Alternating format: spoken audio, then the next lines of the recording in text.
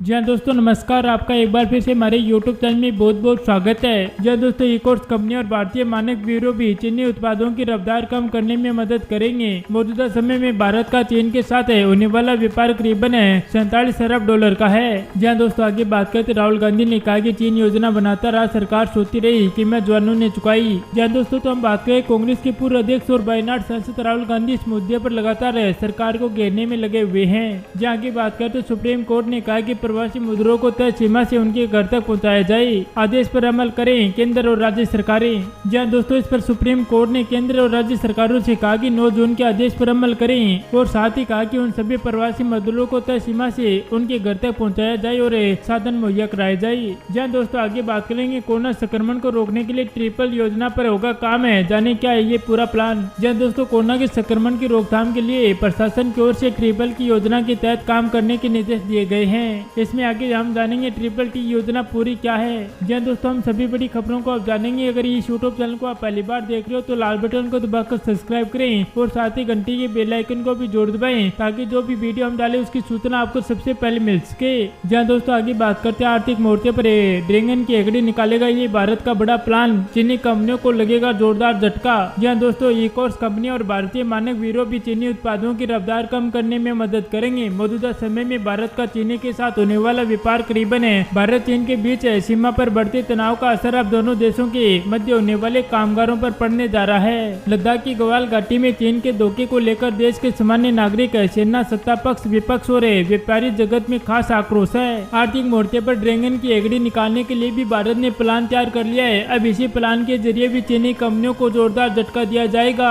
एक तरफ केंद्र सरकार भारतीय स्टार्टअप में चीनी कंपनियों के निवेश पर नकेल कसने की तैयारी कर रही है, तो दूसरी ओर सामान्य उपयोगियों की चीजें वस्तुओं का भी विस्तार करने की बात सामने आई है। और मौजूदा समय में भारत का चीन के साथ भी होने वाला व्यापार भी करीबन 47 अरब डॉलर का है। इस राशि में चीन से आयात होने वाले उत्पादों का हिस्सा भी ज्यादा है, जबकि भारत से निर्यात होने वाला माल भी काफी कम है। जी हाँ दोस्तों, तो अगली ताज़ा ब्रेकिंग न्यूज की बात करते प्रवासी मजदूरों को तय सीमा से उनके घर राज्य तक पहुंचाया जाएगा, आदेश पर अमल करे केंद्र और राज्य सरकार। सुप्रीम कोर्ट ने केंद्र और राज्य सरकारों से कहा कि वे 9 जून के आदेश पर अमल करें और उन सभी प्रवासी मजदूरों को तय सीमा अवधि के। कोर्ट ने कहा कि 9 जून का हमारा आदेश बहुत ही स्पष्ट है, सभी प्रवासी मजदूरों को 15 दिन के भीतर घर पहुँचाया जाए। साथ ही कहा गया था कि उनसे किराया न लिया जाए और खाने का इंतजाम भी किया जाए। और कोर्ट 6 जुलाई को मामले की अगली सुनवाई करेगा। कोर्ट ने पहले सुनवाई में आदेश में कहा था कि राज्य 15 दिनों में बचे हुए श्रमिकों को अपने अपने गांवों तक भेजे। श्रमिक ट्रेन भी ज्यादा चलाया जाए ताकि यात्रा के लिए अप्लाई करने के 24 घंटों में ट्रेन मिल जाए। प्लान करने का मन बना चुके प्रवासी मजदूरों को 15 दिन के अंदर ही अपने गाँव या जहाँ भी वो जाना चाहिए भेजने का सुनिश्चित इंतजाम सुनिश्चित किया जाए। कांग्रेस के पूर्व अध्यक्ष और वायनाड सांसद राहुल गांधी इस मुद्दे पर लगातार सरकार को घेरने में लगे हुए हैं। राहुल ने रक्षा मंत्री श्रीपद नाइक के एक बयान से जुड़ी खबर का हवाला देते हुए ट्वीट किया, सरकार सो रही थी, समस्या से इनकार किया, हमारे शहीद जवानों को इसकी कीमत चुकानी पड़ी। इसके मुकाबले मंत्री ने कहा कि भारतीय सैनिकों पर हमले की योजना चीन ने पहले से बना रखी थी और भारतीय सुरक्षा बल उसका करारा जवाब देंगे। केंद्रीय मंत्री ने अपने बयान में कहा कि ये राष्ट्रीय सुरक्षा का मामला है और इस पर कोई भी समझौता नहीं किया जाएगा। हम किसी को अपनी जमीन नहीं लेने देंगे, भारत की सार्वभौमता और अखंडता की रक्षा की जाएगी।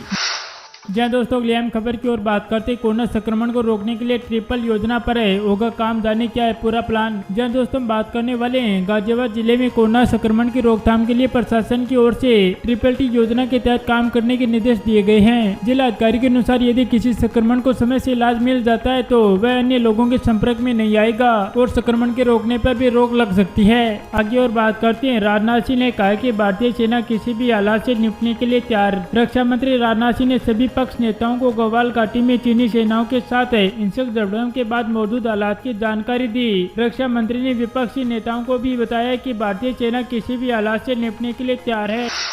पेट्रोल 7.11 रुपए यानी 9.98% और डीजल 7.66 रुपए यानी 11.5 रुपए प्रतिशत महंगा हो चुका है। दिल्ली में पेट्रोल की कीमत 56 पैसे बढ़कर 78.37 रुपए प्रति लीटर हो गई है, जो कि 7 नवंबर 2018 के बाद ऊंचले स्तर पर है। डीजल के मूल्य में 63 पॉइंट की वृद्धि के साथ ही पहली बार 77 रुपए के पार 77.6 रुपए प्रति लीटर बिका है।